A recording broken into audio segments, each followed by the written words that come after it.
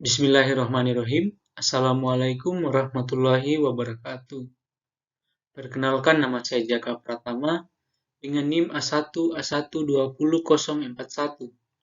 dari jurusan Pendidikan Ekonomi, Fakultas Keguruan dan Ilmu Pendidikan, Universitas Haluoleo Kendari. Jadi di sini saya akan menjelaskan mengenai masalah pokok ekonomi yang berjudul kebutuhan manusia.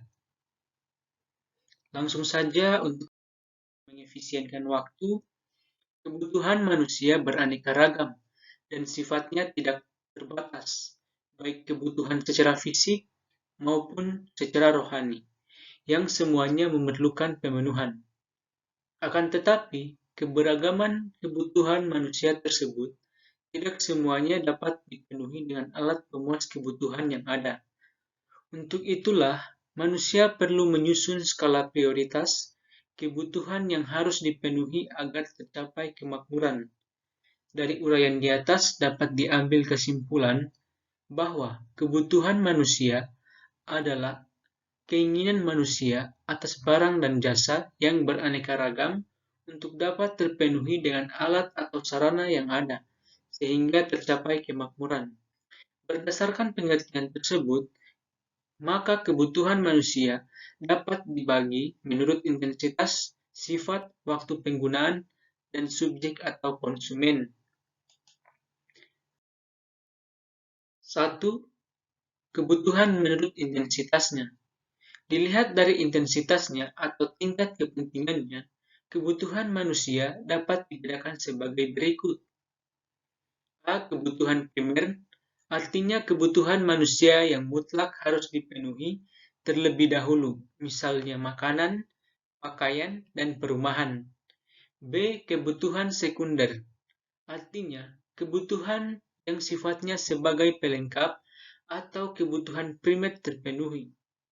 Atau kebutuhan sekunder, artinya kebutuhan yang bersifat sebagai pelengkap setelah kebutuhan primer terpenuhi. Misalnya meja, kursi, lemari, peralatan, atau perlengkapan rumah tangga. C. Kebutuhan tersier, artinya kebutuhan terhadap barang-barang mewah. Kebutuhan tersier dipenuhi setelah terpenuhinya kebutuhan primer dan sekunder. Misalnya rumah mewah dan pakaian hasil karya perancang luar negeri. Yang kedua, kebutuhan menurut sifatnya. Menurut sifatnya, kebutuhan dibedakan menjadi dua macam, yaitu kebutuhan jasmani dan kebutuhan rohani. Kebutuhan jasmani artinya kebutuhan yang berupa barang dan jasa untuk memenuhi kebutuhan jasmani atau fisik manusia, misalnya makan, pakaian, dan olahraga.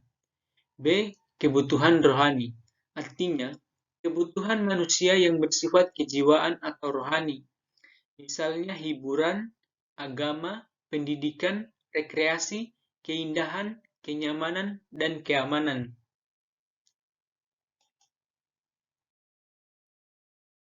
Yang ketiga, kebutuhan menurut waktu pemenuhannya. Berdasarkan waktu pemenuhannya, kebutuhan dibedakan menjadi kebutuhan sekarang dan kebutuhan mendatang. Kebutuhan sekarang artinya kebutuhan yang harus dipenuhi pada saat dibutuhkan, misalnya buku dan alat tulis bagi siswa, obat bagi orang sakit, makan, minum, berpakaian, dan sebagainya. B.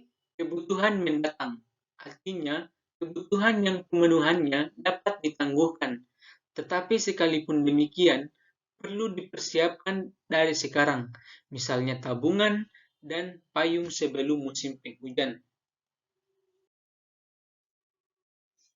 Keempat, kebutuhan menurut subjek atau konsumennya.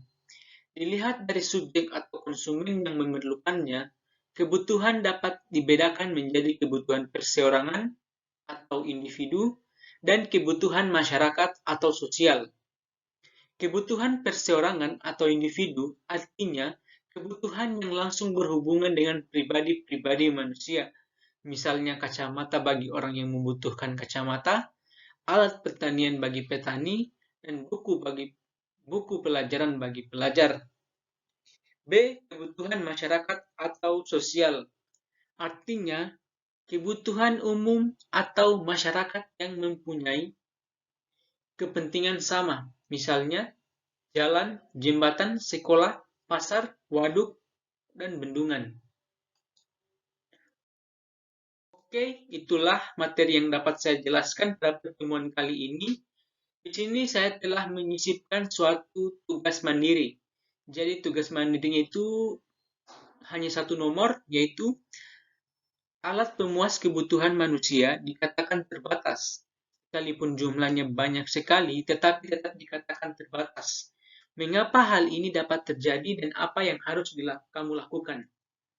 Di sini catatannya yaitu satu, tugas dikumpulkan sebelum jam pelajaran dimulai pada pertemuan berikutnya. Yang kedua, peserta didik diharapkan mempelajari pokok pembahasan utama pada tugas mandiri yaitu alat memuas kebutuhan.